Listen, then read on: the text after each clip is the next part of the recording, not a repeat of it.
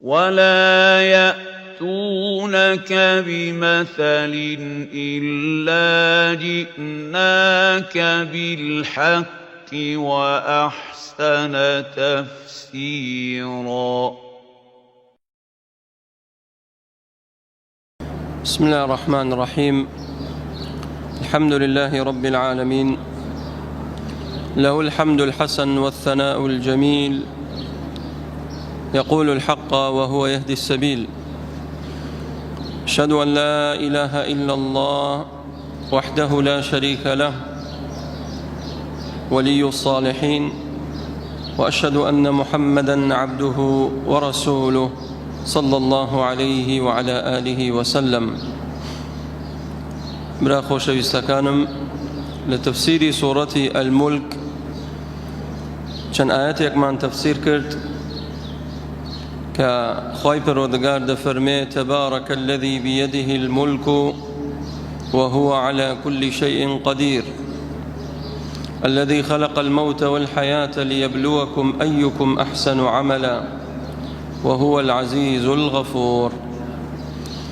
خوي پروردگار لم چەند ئاەتەکە باسمان کرد خۆیمان پێدەناسێنێت بۆ ئەوەی بیناسن پەروەردگاری ئێوە کێیە كوا الذي خلق الموت والحياة الذي له ملك السماوات والأرض وما بينهما. ژیان و مردنی بەدەستە، ئەرز و ئاسمانی دروست کردووە و لەگەڵ ئەوەشە خاوەن عیزەت و دەسەڵات و قودرەتە و توانای بەسەر هەموو شتێکە هەیە. لە پاشاندا پەروەردگار دەفەرمێ الذي خلق 7 سماوات طباقا ما ترى في خلق الرحمن من تفاوت. ورن زیاتر خوای گەورە بناسن. خوای پەروەردگار کە ئاسمانی دروست کردووە بە شێوازێک دروستی کردووە زۆر بە قووەت و مەحکەم. فەرمووی الذي خلق 7 سماوات طباقا، حەوت طەبەقەی ئاسمان کە چین لەسەر چینە خوای پەروەردگار دروستی کردووە و هەمووشی لە بۆشاییە. يعني ئێستا ئێمە لە دنیا ئەگەر بێت و بینایە دروستکەین، خانگیە دروستکەین، پێویستەکە دینگەی بۆ هەستێنین هەتاکە ئەو سەقفە ڕابگیرێت. خوای تەعالا فەرمێ ترون السماء بغير عمد يعني بغير عمد ترونها، بە پانتایی ئاسمان هەتا چاو بڕکە ببینە بەبێ ئەوەی عامودێک، بەبێ ئەوەی کۆڵەگەیەک دینگەیەک ئاسمانی ڕاگردووە.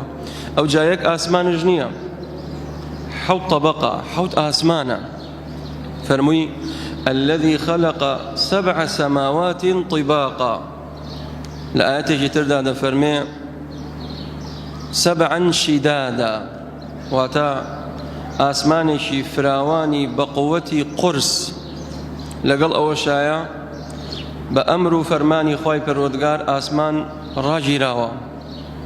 إن الله يمسك السماوات والأرض أن تزولا. أو خواي پروردگار أرض آسماني راگردووە و زەوی ڕاگردووە بۆی لە بن پامانە نەهەژێت و نەیات و بڕوات. ئەممەن جەعەلە الأرض قەرارا. خوای گەورە بناسن کە چەندێ عەظیمە، بۆیە دەبێت ئەو تەعظیم بکرێت، ئەو بپەرستن و ئەو شایستەیەکەوە هانە و هاواری بۆ برن. فەرمووی الذي خلق 7 سماوات طباقا ما ترى في خلق الرحمن من تفاوت. دەی ئێوە ببینن و تەماشا بکەن، چاوبەرزەوە بکەن، ئایا بزانن هیچ کەم و کورتیەک، کلێنێک، بۆشاییەک، ناڕێکیەک، ناتەواویەک لە ئاسمانە بینن؟ ما ترى في خلق الرحمن من تفاوت فارجع البصر هل ترى من فطور. ئێمە لە دنیا ئەگەر بینایەک دروستکەین، هەر کەسێک بێتە سەری کە گەورەترین مهندس بیکات ئیلا نقصی تێدا دەبینین، کەم و کورتی تێدا دەبینین. لەوانەیە هەر کەسێک بێت بڵێ ئەم سەقفە ئەمەوە نەبوایە باش بوو، یان ئەم دینگەی لێو نەبوایە باش بوو، یان ئەمە لێرە کلێنێک هەیە خۆزگە ئەوەی تیان نەبوایە. لە دنیا ئێمە واین ئیشەکانمان، بەڵام الکەمال لله، کەمال و تەواوێتی بۆ خوای پەروەردگارە. ما ترى في خلق الرحمن من تفاوت. ببینن سربەرزکەنەوە بزانم ئاسمان هیچ ناڕێکێکی تایە؟ نا، هیچ ناڕێکێکی تیا نابین. خوای تەعالا فەرمێ ما ترى في خلق الرحمن من تفاوت ثم ارجع البصر كرتين فارجع البصر كرتين واتا كرتين معناه دوجار نايته لم آيته معناه ونية كدوجار سربرزوكو لجاري سيم كمي أبيني نقصاني أبيني وكمكورتي وكلين أبيني نا، يعني إعاديك روى شنجارك. ما ترى في خلق الرحمن من تفاوت فارجع البصر هل ترى من فطور؟ دي شاي بخشينا وبزانم ناريكي بيني نقصاني بيني ثم ارجع البصر كرتين شنجار آوها شاو بلند كوسير آسمانكا شاو دا مخا شاو دا مقرا تماشاي آسمانكا هل ترى من فطور؟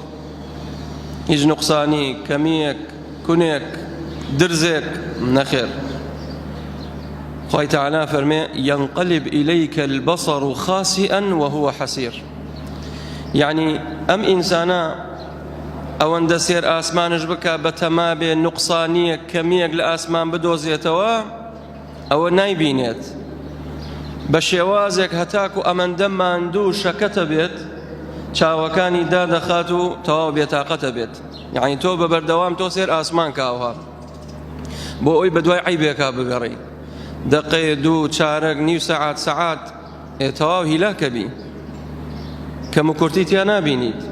خوای تەعالا فەرمێ ينقلب إليك البصر خاسئا تەواو چاوت ئەبێت دابگریت چاوت شۆڕکەیتەوە زەلیلی کەیتەوە بۆ سەرزەوی وهو حەسیر ئەو کاتە چاوت ماندووە بێ و خۆتش بێتاقەتە بی بەبێ ئەوەی نوقسانیەک ببینیت. ينقلب إليك البصر خاسئا وهو حسير. ئەوەیە خوای پەروەردگار بۆیە خوای پەروەردگار چەندێ تعظیم بکرێ عیبادەتی بۆ سەرف بکرێت. ولقد زينا السماء الدنيا بمصابيح وجعلناها رجوما للشياطين. لپاشاندا خوای پەروەردگارە فەرمێ ئاسمانمان بە شێوەیەک دروست کردووە ڕازاندوومانەتەوە بە ئەستێرەکان کە لێرە دوو مەبەست باسەکات لە مەبەستەکانی دروستکردنی یان دروستبوونی ئەستێرەکان. ئەستێرەکانی ئاسمان بۆ سێ مەبەست دروستکراون بۆ ئەوی معلوم بێ لای هەمووتان. عەبدوڵای کوڕی عەباسە فەرمێ یاخود قەتادە لە تەفسیری ئەم ئایەتە دەفەرمێ ئەستێرەکان خوای پەروەردگار دروستی کردووە لە ئاسمان دایناوە بۆ سێ مەبەست. لێرە دوانی باس کردووە لە ئایەتێکی سوورەتی واقعە سەبەب و هۆکارەکەی ترشی باس کردووە. دەفەرمێ ولقد زينا السماء الدنيا بمصابيح ئێمە ئاسمانمان ڕازاندۆتەوە بمەصابیح بە چرایەکی جوان درەوشاوە مەبەست پێ ئەستێرەکانە. کەواتە ئەستێرە بۆچی دروست کراوە؟ بۆ ئەوەی ئاسمان جوان و ڕازاوە بێت. ئەگەر بێت وەم ئەستێرانە لە ئاسمان نەبن ئەوە دنیا زۆر تاریکە بێت. یعنی تۆ لەناو ئەم مزگەوتە یان لە ماڵی خۆت ئەگەر بێت و کارەبا ببڕێت یەکسە تاریکە بێت. وهكذا ئاسمانش کاتێک ئەو ئەستێرانە دەرەچێت بە شەوقی ئەو مانگە لێدات یەکسەر ئەدرەوشێتەوە وەکو کارەبا ئیشەکات بۆ ئەوەی سەر زەوی ڕووناک بێتەوە. بەڵام ئەگەر بێت و ئەو ڕووناکیە نەبێت هەموو ئاسمان و سەر زەوی تاریکە بێت دەبێتە شەوە زەنگ. خوای تەعالا فەرمێ ئەوە ئێمەین کەوا ئەستێرەکانمان دروست کردووە لە ئاسمان جێگیرمان کردووە هەر کەسە و هەر ئەستێرە و هەر ئەستارە و مووقعی خۆی هەیە و لە شوێنی خۆی داگرسا وەکو گڵۆپێک. بمەصابیح ئەمە یەک. دوو وجعلناها رجوما للشياطين ئەستێرەکانش بۆ ئەوە دروستمان کردووە بۆ ئەوەی پاسەوانی بکەن لە کێ کاتێک ئەو جنۆکانەی دێن ئەیانەوێ خەبەری ئاسمان بدزن لە فریشتەکان خوای پەروەردگار بەو ئەستێرە لێدا و ئەیان سوتێنێت.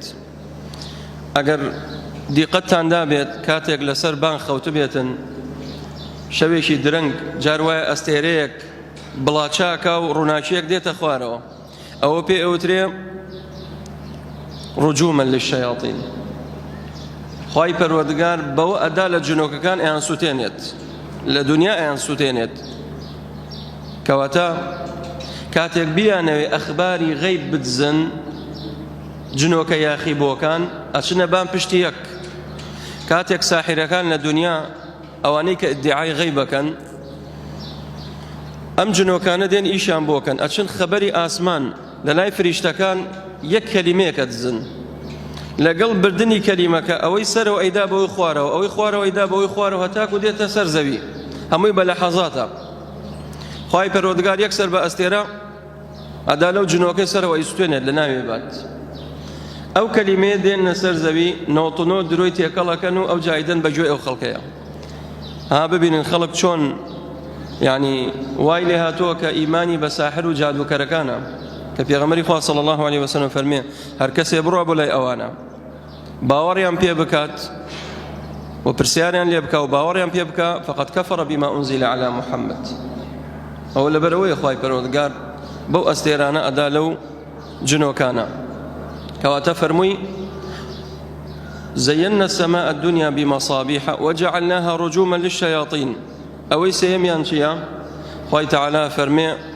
وعلامات وبالنجم هم يهتدون جاران بو موقعي ريقاوبان يان سفن بحاركان أواني كوا بيان ويستان سفريان بكردايا لشارك وبو شارتر لرقاي أستيركان ينزاني لرقاي أستيركان ديانزاني أما بو ڕێگای فلانە شارە فلانە دێ فلانە وڵاتە بەوە دەیاندۆزیەوە کەواتە وعلامات وبالنجم يهتدون بۆ ئەوی ڕێگای خۆیان بدۆزنەوە ئەم سێ هۆکارە خوای پەروەردگار ئەستێرەکانی دروست کردووە وأعتدنا لهم عذاب السعير خوای پەروەردگارە فەرمێ ئەمە لە دنیا ئێمە ئەو جنۆکە یاخیبوانە ئەزوتێنین بە ئەستێرە لێیان نەدەین لە ناویانە بین بەڵام عذابی قیامەتیان چۆنە وعتدنا لهم عذاب السعير وعذابی پڕئێش و سعیری داگیرساویان بۆ ئامادەکراوە بۆ ڕۆژی قیامەتیان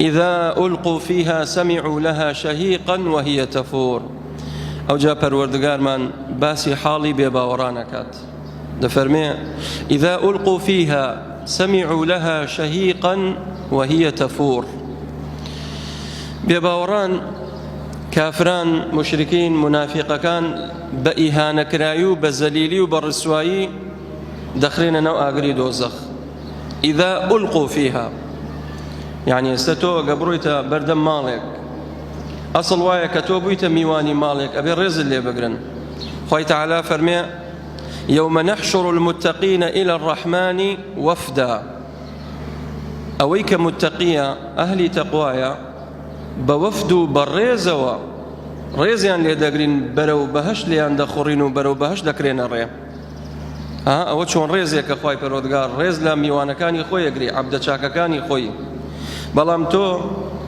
وهر بشت بردم مالك ارزوي اوتي بشت او مالا بلام لولا ويشك بي بپال بدبات جورو بإهانة كراوي بليدان وبتي هلدان خوي تعالى فرمي ونسوق المجرمين إلى جهنم وردا مجرمكان بباوران نسوق سوق براكشان بإهانة كراوي بسرزنشت كردن وبزليل كردن برو أغري دوزخ ديان بين فرموي ليرا إذا ألقوا فيها فريد درينا نو أغري دوزخ خوابنا مامدا بلام بابزانين دوزخ حالي شونا إذا ألقوا فيها سمعوا لها شهيقا وهي تفور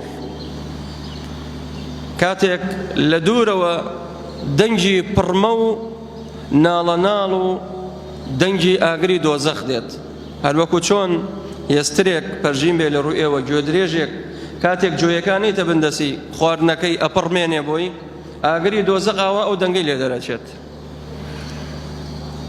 سمعوا لها شهيقا دنجيشي ناخوش فظيعا وهي تفور أو آغري جهنم دكوليت تفور يعني شون كاتك تو هندي دنكا غنم يعني هندي برنج بنيت ناو آويشي قرمي كلاو هلا قوليت وديت بان أو آغري جهنم خوابنا ممدا أسوتيت دكوليت بانو بنبێت بۆ کێ بۆ بێباوەڕان سمعوا لها شهيقا وهي تفور تكاد تميز من الغيظ خوای پەروەردگارە فەرمێ ئاگری دۆزەخ وەختە لە قاری بێباوەڕان لە داخی بێباوەڕان تەمەیەز من الغەیظ وەختە لە داخیا شەق ببا و پارچە پارچە ببێت کاتێک ئەگە کەسێک لە دنیا لە کەسێک تووڕە بێڵێ وەختە لە داخیا شەق بەرم دۆزەخش وایە کاتێک ئەو هەموو کافر و بێباوەڕانی کەوا یاخی بوون لە دنیا کە جنێویان بەخوا ئەدا و کە پشتیان کرد لە پەیامەکەی خوای پەروەردگار ئەلەوێ ئەیان بینێت ڕاپێکی ئاگری دۆزەخیان ئەکات پێغەمبەری خوا صلی الله عليه وسلم فەرمێ يؤتى بجهنم ولها 70,000 زمام ئاگری دۆزەخ دێنن لە ڕۆژی قیامەت کە خوای پەروەردگارە فەرمێ ينظرون من طرف خفي لتاو ئەهوالی ڕۆژی قیامەت لە تاو جەهەنەم کە دەسووتێت کە دەکوڵێت کە ئەو دەنگەی لێ دەرەچێت مجریمەکان بێباوەڕان بە لاچاو سێرەکەن ناتوانن ئاوا تەماشایکەن ڕوو بەڕوو خوا پەنامان بدا 7,000 زنجیری پێوەیە هەر زنجیرێ 7,000 مەلایکە ڕایکێشێت یەکسەر يخرج عنق من النار ملێک لە ئاگری دۆزەخ دەرەچێت خوای پەروەردگار دوو چاوی پێدات و زمانێکشی پێدا ئەکەوێتە قسە ئاگر دێتە قسە مخاتەبەی ئەو خەڵکاکە ئەڵێ ئەمڕۆ من ڕاست پێدراوم کە سێ تاخەم سێ کەس کە زۆر مجرم بوونە لە دنیا ڕاپێکی ئاگری دۆزەخیان کەم یەکێک لەوانە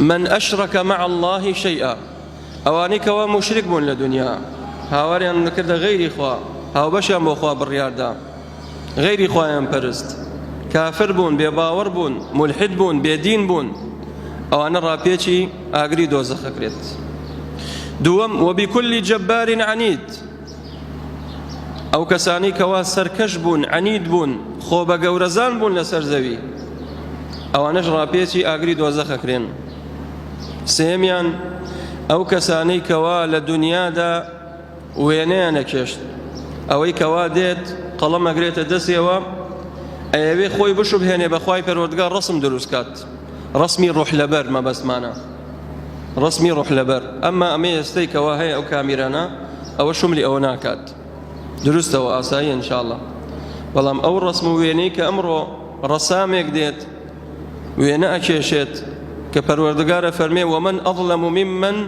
يخلق كخلقي چێ لەو کەسە زاڵمترە کە ئەوێ وەکو خەڵقی من وەکو دروستکراوەکانی من دروست کات دەی فەلیەخلق ذەڕە ئەو لیەخلق شەعیرە دەی با بتوانن مێرولێ دروستکەن دەی با بتوانن دەنکە گەنمێ دروستکەن دەنکە جۆیە دروستکەن ناتوانن لە ڕۆژی قیامەتش خوای پەروەردگارە فەرمێ وەرە ڕوح کە بەری کە دروستت کرد وەرە ڕوح کە بەری وليس بنافخ ناتواني روح كاتبري چونکە ئیشی خوایە خوای گەورە بەس ئەتوانێت ڕۆح کاتەبەری مەخلوقاتی ئەو جا خوای تعالى ئەمرەکە ڕابیشێشن بەرەو ئاگری دۆزەخ سمعوا لها شهيقا وهي تفور تكاد تميز من الغيظ كلما ألقي فيها فوج سألهم خزنتها ألم يأتكم نذير هر جاري وجبيك فوج بكرين أو ئاگری دۆزەخەوە سألهم خزنتها خزني جهنم وقالوا يا مالك ليقضي علينا ربك خزني جهنم مالك جهنم أو جا برسيانا ليكات قالوا خزنتها ألم يأتكم نذير خزني جهنم بيان دلي بمجرمان ببيباوران باش ايوه لدنيا نذير يكتان بو نهات بانخواز يكتان بو نهات کەسێک نەهات ئەم دینەتان بۆ ڕوونکاتەوە کەسێک نەهات باسی خواتان بۆ بکە و باسی پێغەمبەرتان بۆ بکە صلی الله عليه وسلم ئایا ترسێنەرێک نەهات بتان ترسێنێت هەڕەشەی ئەو ڕۆژە کە ئەم ڕۆیە جەهەنەمە بۆتان ڕوون بکاتەوە بتان ترسێنێ بەخوای پەروەردگار قالوا بلى قد جاءنا نذير فكذبنا وقلنا ما نزل الله من شيء إن أنتم إلا في ضلال كبير اعترافا كان لويه ناتوانا اعترافنا كان بوي بيغمري خواه صلى الله عليه وسلم فرميه من نوقش الحساب فقد عذب هر كسل روجي قيامت مناقشي لقلا بكرة لحق حسابا ئەوە چاوەڕوانی سزا بێت. بەڵام ئینسانی باوەڕدار فەسەوفە یوحاسەب حیسابا یەسیرا، زۆر بە سووکی و بە ئاسانی حەق و حیسابی لەگەڵاگرێ. بەڵام ئینسانی مجرم، ئینسانی تاوانبار نە، محاتەبە و حەق و حیساب و مجادلە و مناقەشی لەگەڵاگرێت. ئەوش اعترافەکات. قالوا بلى قد جاءنا نذير، بەڵێ ئێمە لە دنیا نەزیرمان بۆ هات، پێغەمبەرمان بۆ هات، و کتێبێکمانش بۆ هاتووە کە قورئانە، کە تەوراتە، کە ئەنجیلە، کە زەبوورە. لەگەڵ ئەوە شایە خوای پەروەردگار پەیامبەرێکی نات بۆمانی ڕوون کردەوە. لەگەڵ ئەوە شایە کۆمەڵێ بانخواز و داعی هەبوون باسی دینیان بۆمانە کرد. ئێستا قسانەی من ئەیکەم بۆ ئێوە هەمووی حوجەیە بەسەرتانە. ئەو خوتبانەی کەوا مامۆستایانی دەن ڕۆژی جومعە کە زۆرێک لە خەڵکی تەطبیقی ناکا و پشت گوێ خات، هەموو ئەمانە حوجەیە بەسەرتانەوە. کاتێک مامۆستایەک داعیەک بانخوازێک دەڵێ وریای ماڵ و منداڵ تا بنبا خێزانەکانتان ڕۆت و قوت نەبێت کە تو گوێی پێ نادێ، وەڵڵاهی هەمووی حوجەیە بەسەرتە، لە ڕۆژی قیامەت محاسەبە دەکرێت.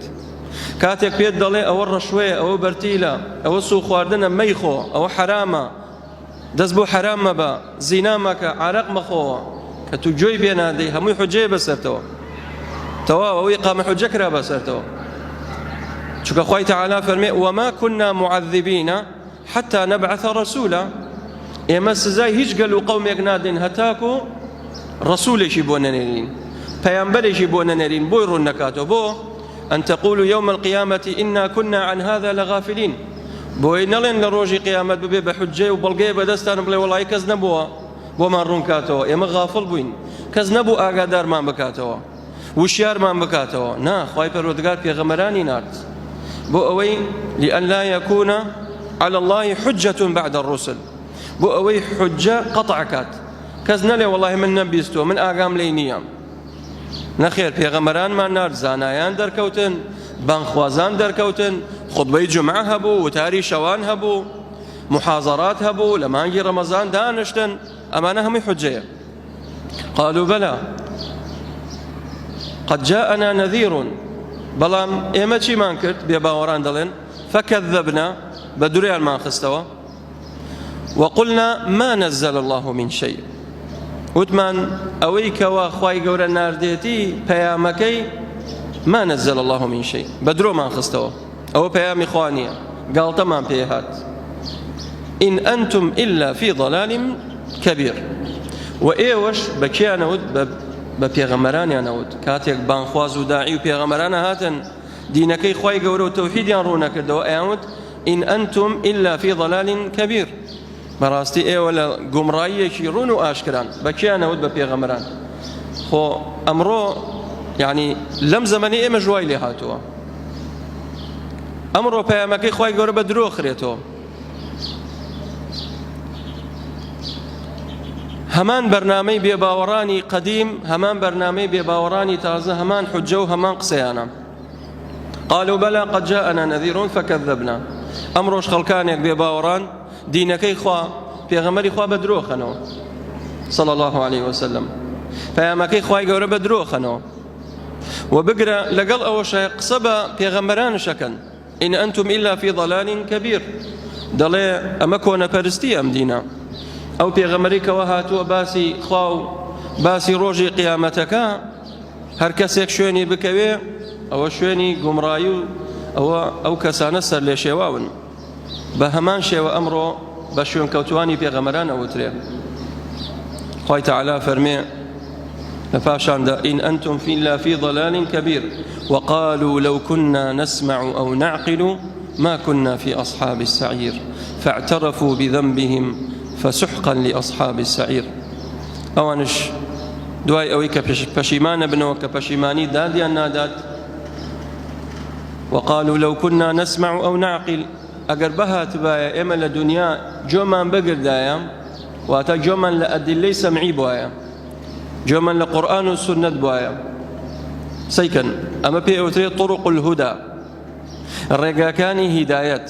لەم دوو منفەدەوەیە، لەم دوو ڕێگایەوەیە بۆ ئەوەی هیدایەت بدرێت، لەسەر ڕاستە شەقامەکەی ئیسلام بەردەوام بی، وریای ئەم دوو خاڵە بە جۆ بگرە. جۆ هەندێک خەڵکی جۆڕا ناگرێت، ئاەتی بۆ خوێنیتەوە هەڵەسێت، محازەڕی بۆ دەی جۆ نادا، پشتی لێکە ئەڕوات، وقالوا لو كنا نسمع أو نعقل عقل واتا أدلي عقلي أو أن أوري أن دايو لأدلي سمعي ونا أوري أن دايو لأدلي عقلي أو همو بلغ عقلياني كوائي بنين بچاوي خومان بو جولاندني عقل إنسانا أوان چيان كرت عقليان بكار نهاوت وقالوا لو كنا نسمع أو نعقل ما كنا في أصحاب السعير أو يستئم آمادي أغري دوزخ نابوين كواتا مفهومكي چيا أقر بها أتبايا لدنيا جويان بقردايا واتا جويان لقرآن والسنة بقردايا أو كاتا عقل شانبو بويا بيباوران قد عقليانية بيباوران كافران مشركين عقليانية هاتشند زيرك بن يعلمون ظاهرا من الحياة الدنيا ديويشي حياة الدنيا آغان ليتي أو ديوشي تكنولوجيا وبيش سازي وتطورات دنيا آغان ليتي لويا بليا ذكاء شانيه بلام عقل دائما مربوطة بشيوة بإيمان بوي خوي تعالى فرمي لا يعقلون لهم قلوب لا يعقلون بها ضليان هي بلام أفئديان هي بلام بيرنا كلو بوي إنساني باوردار وانية إنساني باوردار يتفكر الذين يذكرون الله قياما وقعودا وعلى جنوبهم ويتفكرون في خلق السماوات والأرض رب سبحانك ربنا ما خلقت هذا باطلا باوردار دائما تفكراني هي بوشي بو مخلوقاتكاني خوا بو آياتكاني خوا جوي لآيات سمع كان بيت جوي لقرآن بيت